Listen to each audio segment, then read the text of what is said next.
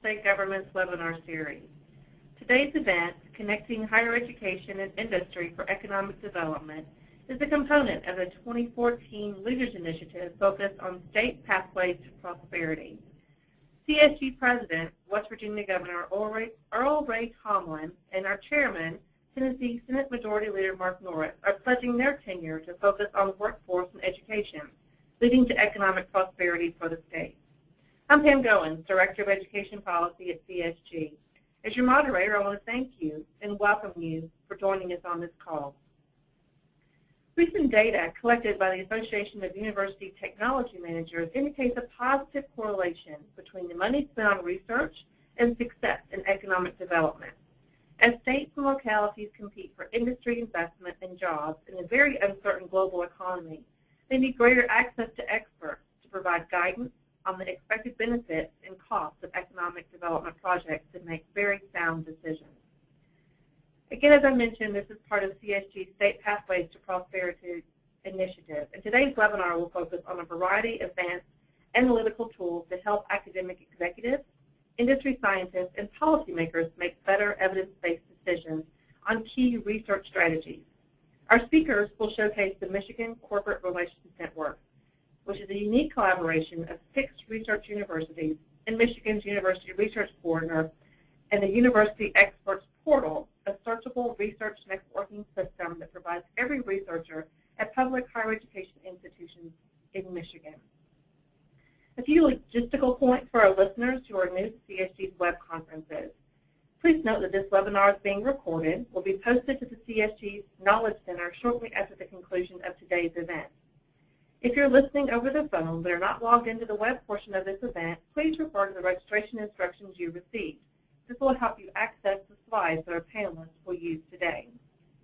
Currently, all participant lines are in listen-only mode. If you have a question for any panelist, you can access the question box at the bottom right portion of your screen. Let me introduce our first speaker for today.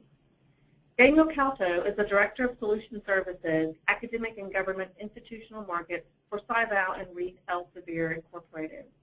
Daniel works with the Northern American Sci-Val consulting team and on special projects globally. He joined Elsevier in 2008 as the Director of Product Management for the Sci-Val product team. Before joining Elsevier, he was the Director of Research Strategy and Director of Research Administration at Columbia University.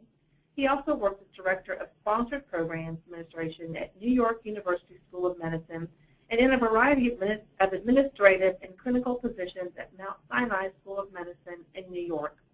Daniel, welcome, and we'll turn the presentation over to you.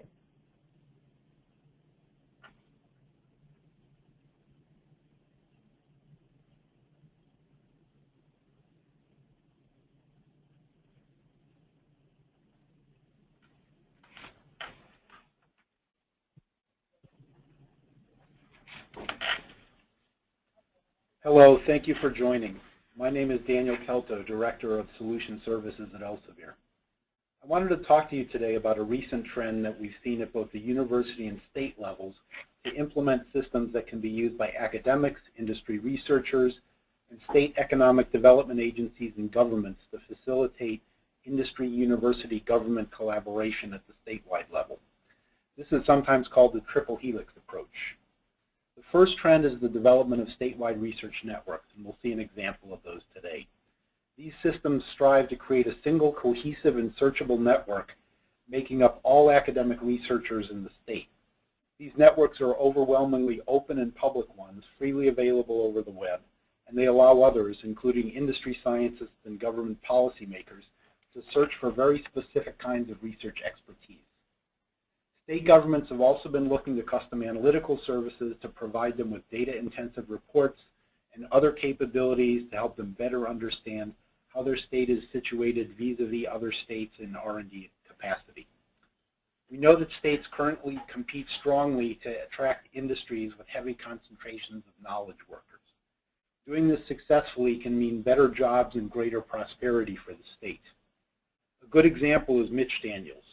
He's currently president of Purdue University, and prior to being president of Purdue, he was, of course, a popular governor in Indiana.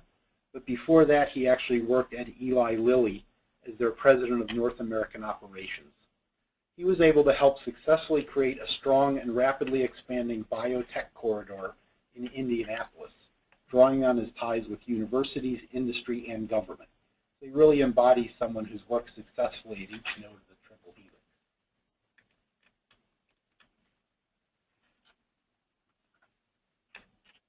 Oops, there we go. I wanted to lay out in brief what my presentation will cover today. First, I want to talk very briefly about how the global R&D landscape is changing very rapidly and about the economic impacts of R&D. Second, I want to give a quick example of some of the problems that universities and industries looking to work together face and what the payoff to solving those problems is. Third, I'd like to briefly explore a successful example of a strong triple helix partnership, Research Triangle Park in North Carolina. Fourth, I'd like to very briefly discuss analytical reporting and how metro areas, states, and nations are using these analytics to better understand their competitive position in the rapidly changing global R&D landscape. After that, we'll have a presentation by Jeff Mason, the Executive Director of the Michigan University Research Corridor. Jeff has extensive experience in the field of economic development at the state level and worked closely with his team to create the Michigan Expertise Portal, a project specifically designed to help corporations and SMEs find relevant academic expertise across the entire state university system. I want to talk very briefly, as I said, about the global R&D landscape and the economic impact of R&D. The world spends a lot on R&D. This chart represents 2013 R&D investments. As a whole, the world spent over $1.55 trillion on R&D in 2013. The leading countries in R&D spending are the U.S., China, Japan, Germany, and South Korea in that order. The changes in global expenditures in R&D have been growing faster than the growth of the world economy, with a great majority of this excess growth driven by East Asian and especially by expansion of Chinese R&D spending, which has been growing up to 22% per year for the last decade and a half. Chinese spending has been growing so fast that even nations like the U.S. and Germany, who've been spending at the rate of research inflation or higher, has seen their shares of world R&D spending shrink on a relative basis. So why are so many countries like China, India, and South Korea actively increasing their R&D spending and investments? Because it pays off to do so, especially in the medium to long term. A great example of this is smartphones. Projections indicate that over 1.5 billion smartphones will be sold this year, with the total market rising to 7 billion by 2018. Two-thirds of the people in the world with internet access the internet through their smartphone. It's truly a revolutionary technology. So what led to the current mobile revolution that we're witnessing? You may be surprised to find out that most of the fundamental research that led to practical mobile telephony took place in the 1960s through the mid-1980s, and it was funded by entities as varied as the U.S. Department of Energy, the Department of Defense, IBM, Army Research, the National Science Foundation, and even the National Institutes of Health. What are a few of the companies that got their start in university R&D settings? Google, one of the world's most important and innovative companies, had its basic research funded by a National Science Foundation grant.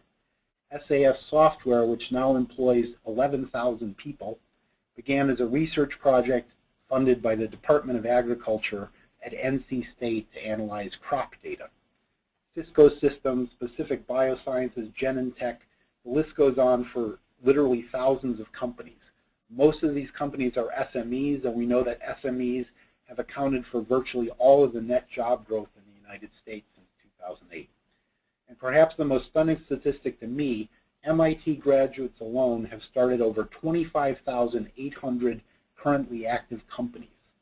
If the active companies founded by MIT graduates formed an independent nation, their revenues would make that nation the 17th largest economy in the world.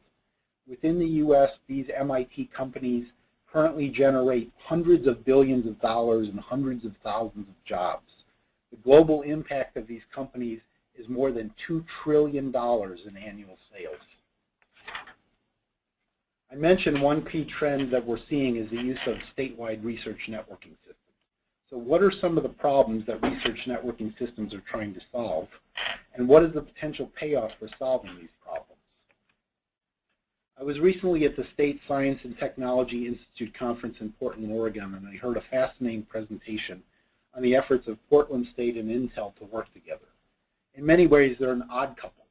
Portland State is Oregon's largest university. It's got about 30,000 students. It's located in the heart of downtown Portland, a few blocks from the Intel labs and headquarters. It's an urban university with a very diverse student body and many international and non-traditional students. While it does have a good engineering program, it's not among the elite U.S. engineering schools. Intel, in contrast, is a Fortune 500 firm, Oregon's largest employer, private employer along with Nike, and it has a very strong and global R&D presence with huge R&D spending as part of its company DNA. These two institutions nonetheless wanted to strengthen their existing partnership, and on closer examination found there were hundreds and hundreds of contacts between Portland State researchers and Intel industry scientists. Almost all of these were created on an ad hoc basis. So in the words of the Portland State Director of Tech Transfer, who co-presented with her counterpart from Intel, it was a plate of spaghetti. They could barely understand all the connections. These two women worked to closely unwind and characterize all of this spaghetti in order to gain a full understanding of the many relationships and focus and enhance them in key areas. Without a research network, it took them over 9 months of effort to complete what they called their asset map. Despite all of the work, the payoff was large and worth all the effort, according to both women. The two institutions now have a framework that defines 4 major areas of collaboration, and this framework has been yielding substantial benefits to both the university and the company.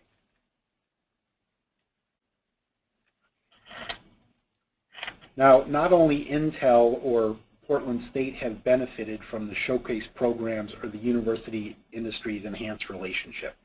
Over 1,000 Portland State graduates, 80% of whom are from Oregon, work at Intel out of a total workforce of 16,000 in Oregon. Now again, Intel can recruit from around the world. They're one of the premier R&D companies globally. But 1 in 16 employees at Intel headquarters come from Portland State. So the benefits of collaborative university industry programs have a high and measurable positive impact on current and future Portland State students in terms of job opportunities and high-paying careers that are open to them, and also on the tax base of the city of Portland. Let's talk briefly about a specific example of a successful university-industry government partnership, Research Triangle Park in North Carolina. The park's model is now widely imitated globally. In the 1950s, North Carolina had the second lowest per capita income in the country, ranked lower than any state but Mississippi, and was considered to have very poor economic prospects. Outmigration from the state was severe. The Research Triangle area of North Carolina, which comprises the 3 cities of Raleigh, Durham, and Chapel Hill, now has the second highest concentration of PhDs in the country after Cambridge, Massachusetts. Now, the Research Triangle Park has a variety of key characteristics that drive its success. I won't go into all of those, but one thing to note is that 40% of the companies in the park have fewer than 10 employees. As these small firms succeed or fail, new startup firms are brought in to replace them. There are other successful leveraging models that can be studied, many of which work more loosely than the Research Triangle Park does, such as the software industry in Israel, the venture capital culture of Silicon Valley, Route 128 in Cambridge and the greater Boston area, and others. The connection of academia to industry and economic growth is a very well-established one, but it's also a very complex relationship. There's no simple way to bridge what's called the valley of death between promising applied research and successful industry startups. So one of the most difficult bridges to cross when dealing with academic industry partnerships is successfully crossing this valley of death. It's quite difficult to take promising applied research findings at a university and successfully convert them to viable and profitable companies that are driving jobs and employing people in a state. In general, what we've found from studying multiple examples of this is that universities do best by focusing on the applied research that they're doing. Companies do best when you have entrepreneurs, financiers, and others willing to take a lot of risk to start new companies. And governments tend to do best when they create a level playing field for this activity, when they don't pick winners and losers, but when they also foster a collaborative environment between university and industry. So government really can have some very positive effects here as well. Finally, I want to touch briefly on a number of the kinds of analytics that can be performed that may be of value to state economic development agencies and state policymakers. One capability that we've developed allows us to create collaboration maps for any institution. We currently have these maps for over 4,500 universities, research institutes, and government labs across the globe. They allow a detailed analysis of collaboration patterns in any major field or subfield of science.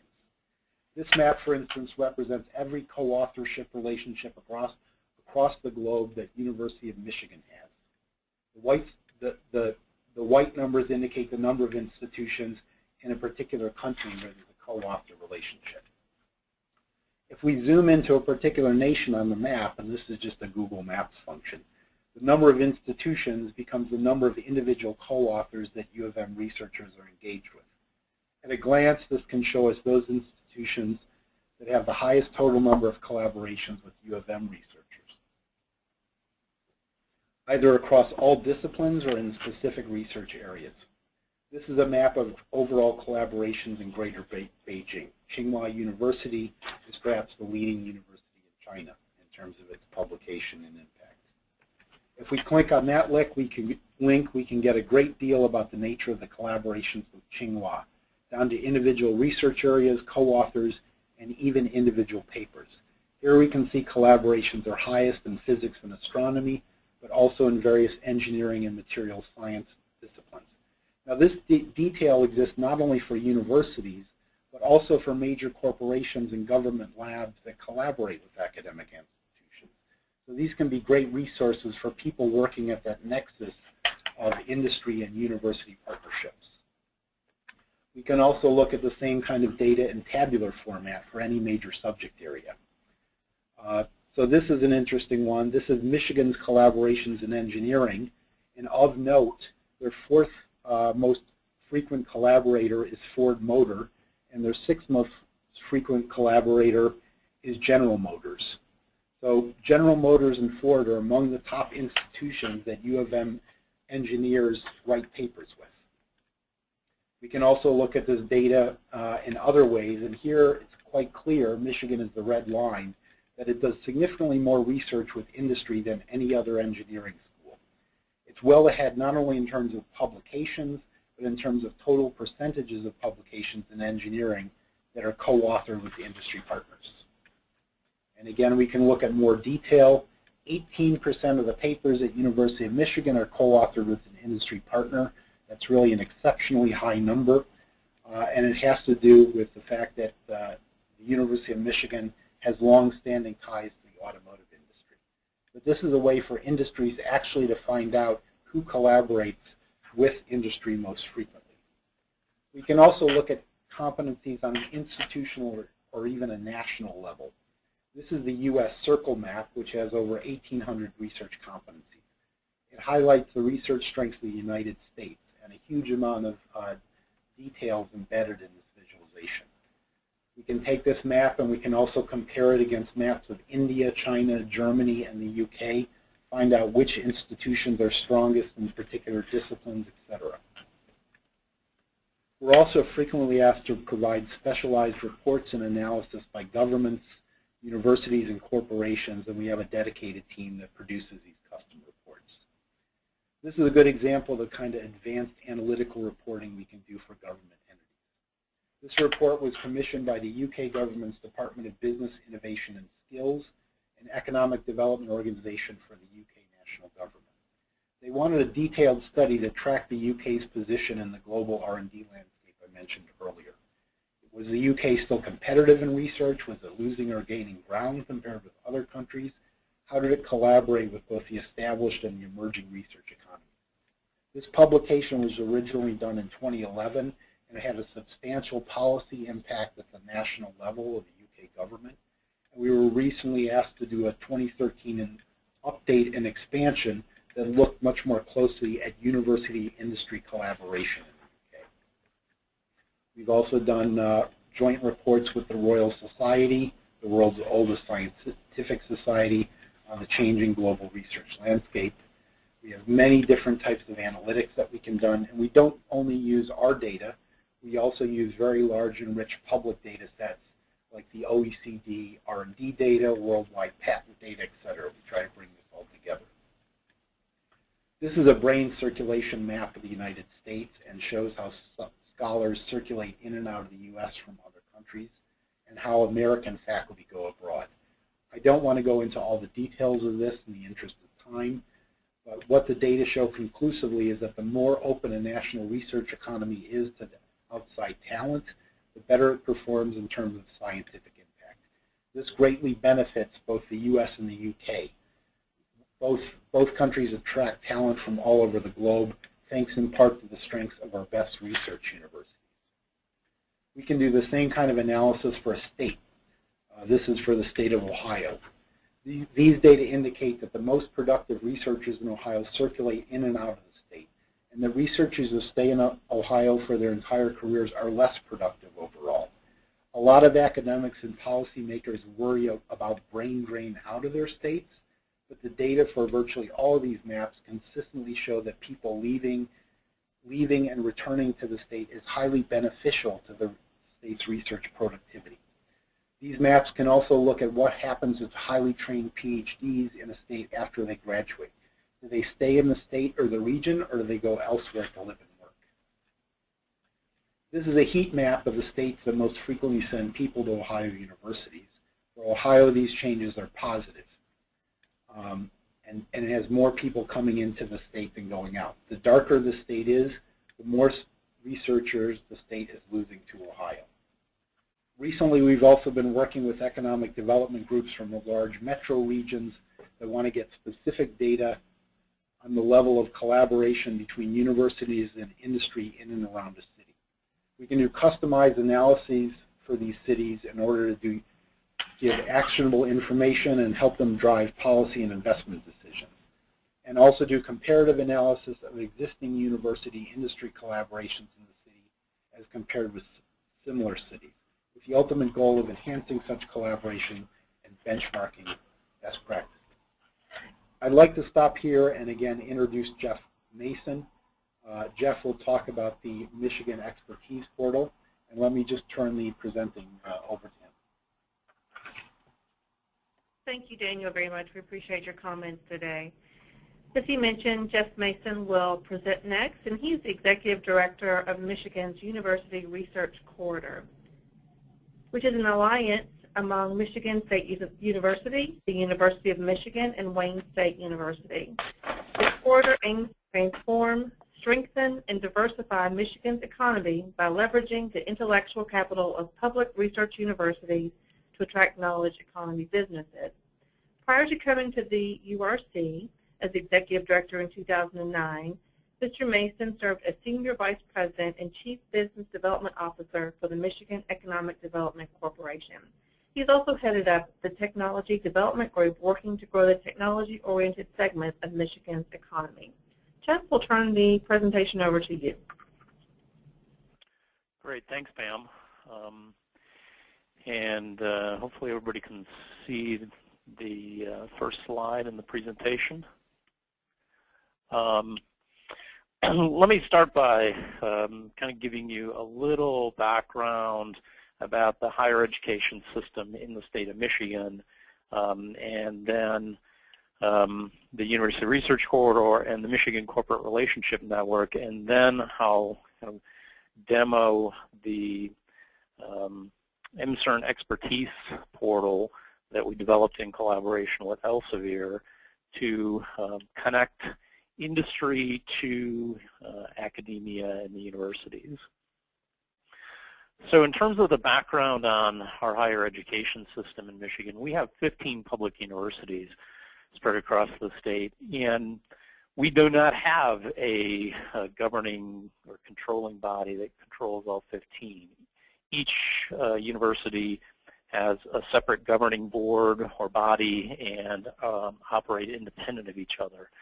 So when we come together as a system or as a group of universities, it's really around developing collaborations and partnerships as opposed to any kind of controlled system, if you will.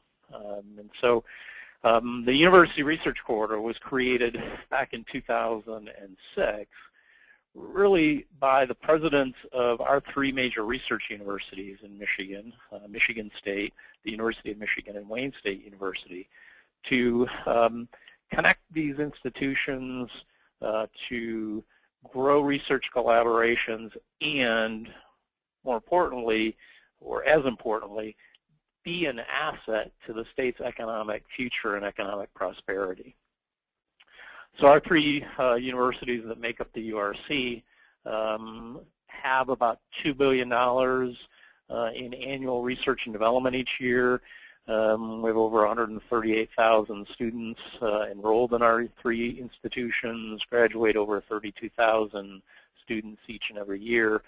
So we're a fairly large collaboration of these 3 institutions.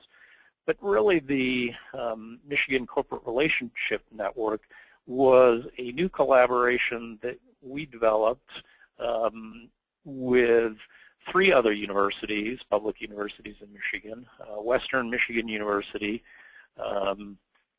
Michigan Tech University, and University of Michigan Dearborn, to create, if you will, a new collaboration really around this whole notion of how to better connect industry with academia. And this collaboration of 6 universities was brought together about a year or 2 years ago. It was funded, many of our activities, by the Michigan Economic Development Corporation, which is our state economic development entity. And so they were very interested in helping to really bridge this connection between industry and academia.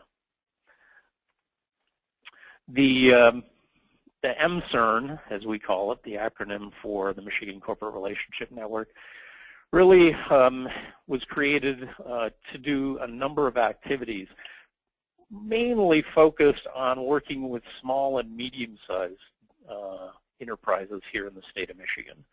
It's not that they don't, and we don't interact with larger corporations or with companies outside the state, but really the focus of this network and partnership is really how we can connect the small and medium-sized companies with some of the larger universities in the state of Michigan. And collectively, the 6 universities that make up MCERN account for about 98% of all the academic research and development going on in the state of Michigan. And so MCERN has a number of services or programs to help this customer base of small and medium-sized enterprises. First, and maybe really most important, is each of these 6 universities has created one-stop shops or corporate relationship offices where dedicated staff work every day to be the concierge or the front door, if you will, for industry, to connect that industry or company with the needs into the university. So whether it's finding students for internships or talent or research challenges that these companies are facing, these one-stop shops really become that central focus point to help those companies navigate what are fairly large institutions, and some people would describe them as large bureaucracies. So first and foremost are these corporate relationship offices. Second, MCERN is providing matching seed research dollars to help these small and medium-sized companies connect with faculty to solve some of the industry challenges and needs that companies have. So on a one-to-one match, up to $40,000 from the university side, this Small Company Innovation Program helps to potentially answer some research challenges that these small and medium-sized companies have that maybe they don't have the resources on staff within their companies to solve, but have some financial resources to now leverage these dollars from the university to help solve some of their company challenges.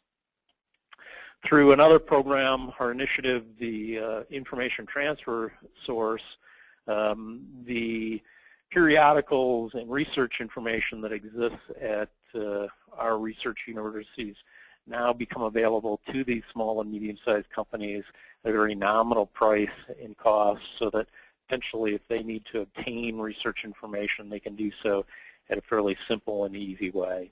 And then the final piece is the Small Company Internship Award Program, which again is a matching program where industry puts in $1 and the universities put in $1 to then place students into internship positions in these small and medium-sized companies. Hopefully give the students an opportunity to expand their academic experience in a real-world business setting, and give the business community an opportunity to bring these students in and potentially evaluate them for potential full-time employment. And then finally, the expertise portal, which I'll spend some time now trying to give you a little more information and detail about really what this expertise portal is all about. You know, one of the biggest challenges that I think many companies, whether they are small or large, have is that they understand research universities and that they are potentially in their state or in their community. They don't necessarily know, one, what all the resources are that exist at these institutions, and maybe more importantly, how to access those resources. So, you know, they may have a fundamental research or challenge within their company in terms of trying to solve a manufacturing process, or how to bond various types of materials, and they're looking for assistance in solving that problem. They really don't know where to turn, if you will, at the institutions to solve those problems. And so what you see is it really happening sporadically and really through kind of chance when these connections between businesses and academia occur.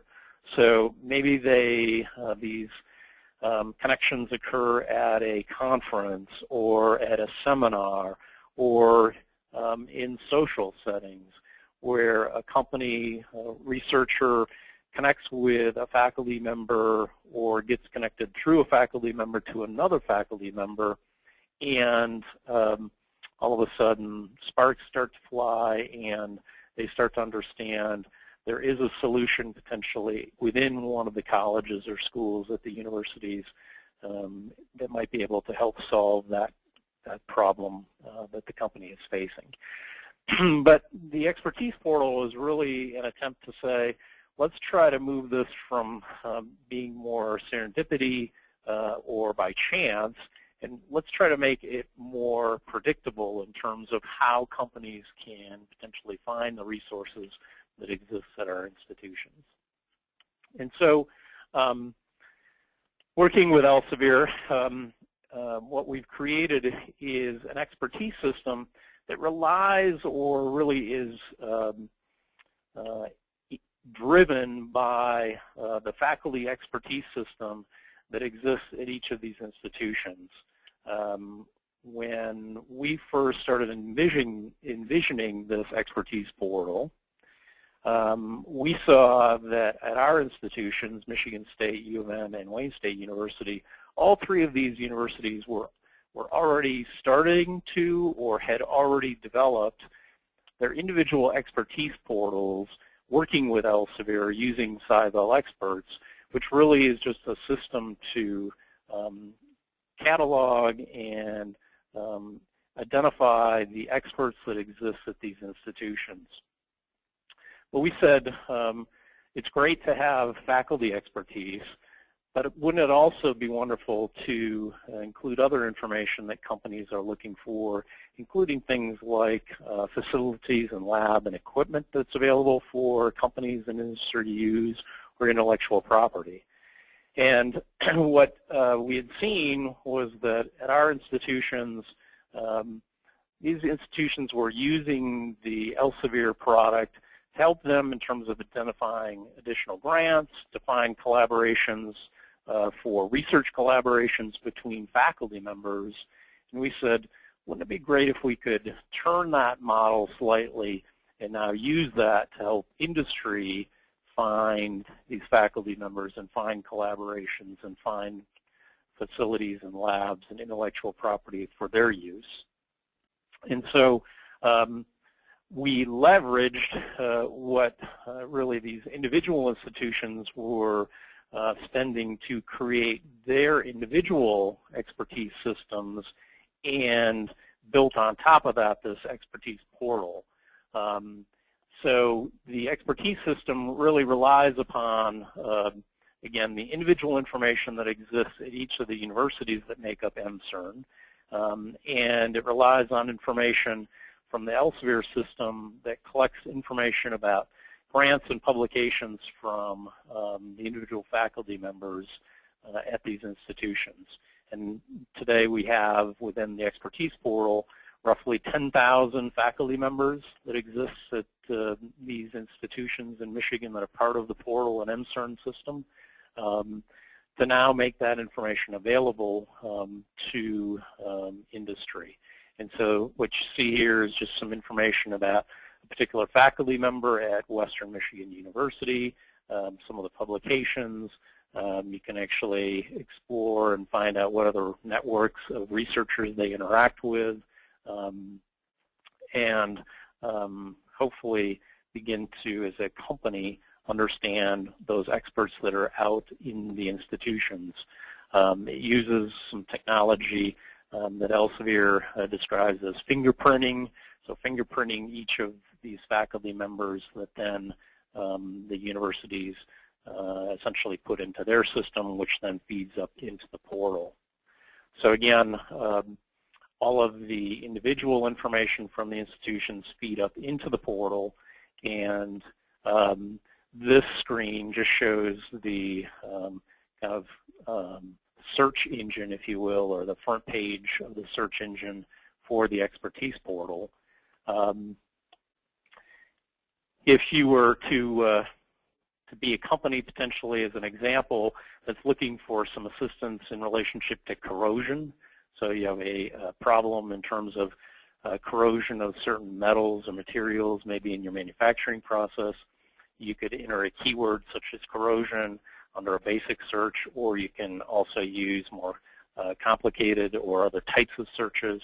But using the corrosion word, using the portal, what you then get is essentially 131 experts that exist within these 6 universities that potentially could help this company in terms of their problem.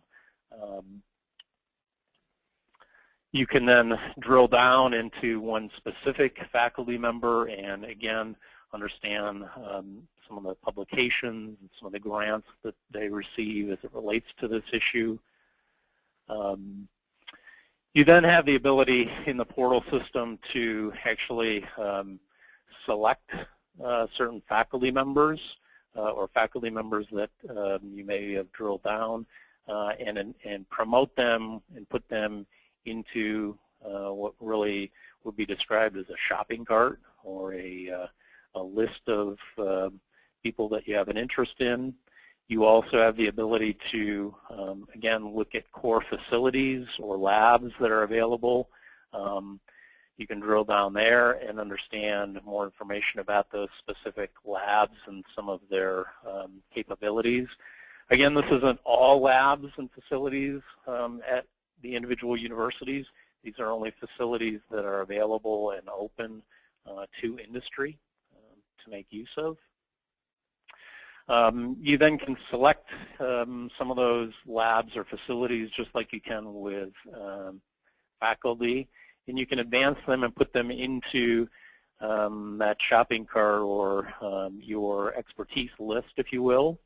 All of that information can be assembled into a list, and by then entering in information and contact information about the inquiry, that information then goes off to one or more of the 6 corporate relationship offices that exist within our network. And each of the offices have individuals who then are going to try to qualify that information and potentially help you or help this company that has a corrosion problem really get to the right resource. It's one thing to have a database or a portal or a directory, if you will, of hundreds or tens of thousands of contact and expertise and faculty members, but we think using this concierge service and this one-stop shop system, really then individually we can then put more of a personalized touch and really help that company interpret some of the information that they've seen on the system to connect them to the right resources that ultimately will solve their problems. Finally, what we've also done with the portal is we've actually created a search widget, this little box here that I'm highlighting, where economic development organizations can actually place that widget within their website. For example, we have an organization in Michigan that is dedicated and focused specifically in the energy space called Next Energy. They have put the search engine or widget on their website so that when customers are coming into their site, potentially they can use this tool directly from their site, or one of our local economic development organizations around our state have the widget so that their customers and clients can use the system without having to jump to our site directly to get that information. So that gives you a little flavor for CERN as well as the expertise portal specifically. If you'd like to see the portal itself, you can go out to the website to play with CERN as well as directly to the portal itself. And if you have any questions or follow-up, you can contact us directly as well. Thank you, Jeff, very much for your presentation. Let me remind those on the call with us today that we do have a question box at the bottom right hand of your screen. If you'd like to continue to send in questions to us, please do so in our last few moments. Jeff, I do have a question for you. Tell us a little bit about the process for the faculty as they're joining the portal and how their credentials are verified. Yeah, so that's a great question, and it really happens at the individual university level. So one of the great benefits of this system is that the faculty members really don't have to do anything.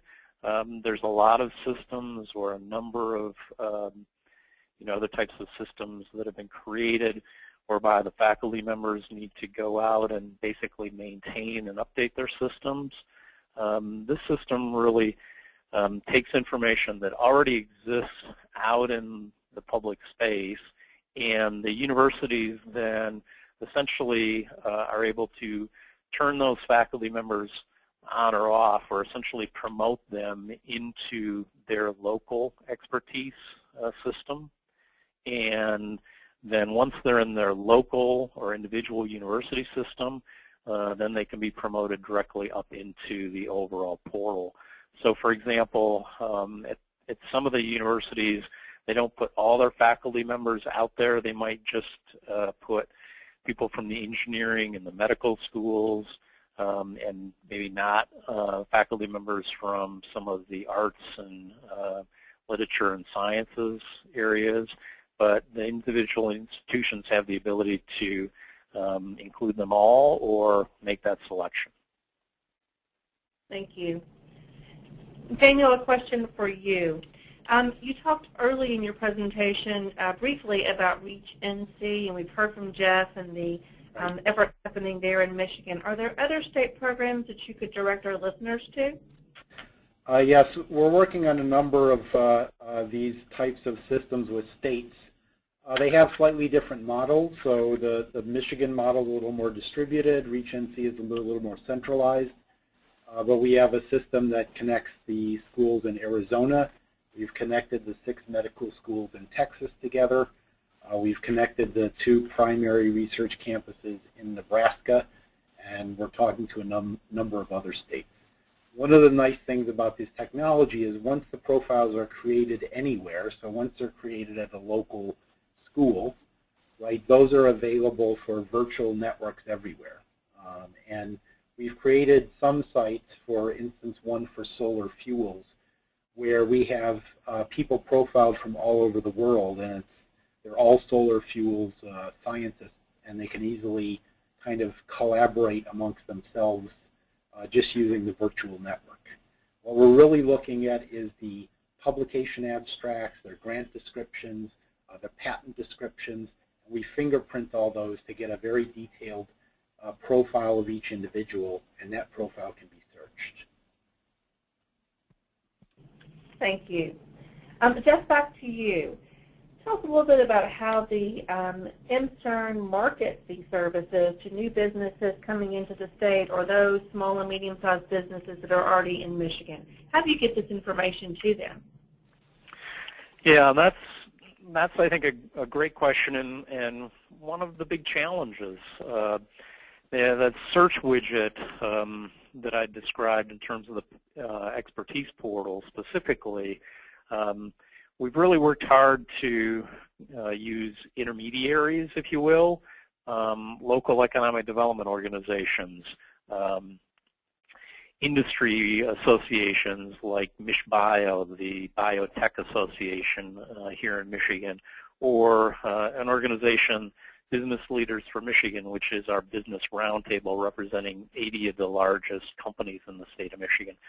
We work really hard to connect with those intermediaries to help them kind of become aware of the services of CERN, the assets at the institutions, and essentially how to access them through these one-stop shops or corporate relationship offices. Because they tend to be, or these local, regional, and statewide organizations tend to be the ones that touch companies more frequently than the universities do on an individual basis. Thank you. Daniel, this question is for you. You had a slide on the brain circulation and the transfer in and out of Ohio as one example. Tell us a little bit more about how that information can be beneficial to a state legislator or an economic development officer. Well, I think there are a lot of myths surrounding brain drain. It's certainly a real phenomenon. Without going into all the technical details of how we put those maps together, I think it's quite interesting to know what the kind of the elite academic talent in your state, and also the workforce development, whether PhDs are staying in the state or not. This is of interest to a lot of states that have very strong university systems, but feel or have some anecdotal evidence that a lot of those engineering PhDs or other PhDs in the knowledge industries are moving to other states for job opportunities. So it's one way to potentially look at some of those questions. Thank you. And Jeff, one final question for you. Tell us a little bit more about or expand on the funding that you mentioned. You said it came from Michigan's Economic Development Corporation. Is this a line item in your state budget?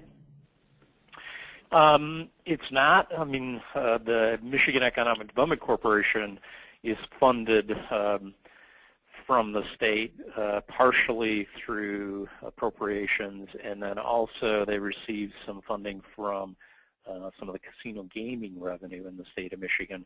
But the actual funding of this CERN program was just a grant that they provided to us. It wasn't a specific line item allocated to the CERN activity. So we competed really in an RFP process for competitive funding to support initiatives that they were focused on, really trying to connect industry and academia together. I would say, or I would remind everybody, though, one of the other costs attached to this is that the individual universities pay a certain amount to put their faculty members into the expertise system. Once the individual institutions have essentially accomplished that, then the funds that we've gotten to support the expertise portal really then allow that information to be assembled and focused outward to the industry. So there's kind of two levels of costs involved in some of this. Wonderful, very helpful. Well, it appears that there are no more questions for today. So on behalf of the Council of State Governments, I would like to thank everyone for participating in today's webinar. And as I mentioned earlier, the audio portion and PowerPoint slides will be available on CSG's Knowledge Center shortly. And let me extend our special thanks and appreciation to our panelists for sharing their expertise with us today. Thank you again, Daniel and Jeff. And again, thank you to all of our attendees, and have a great day.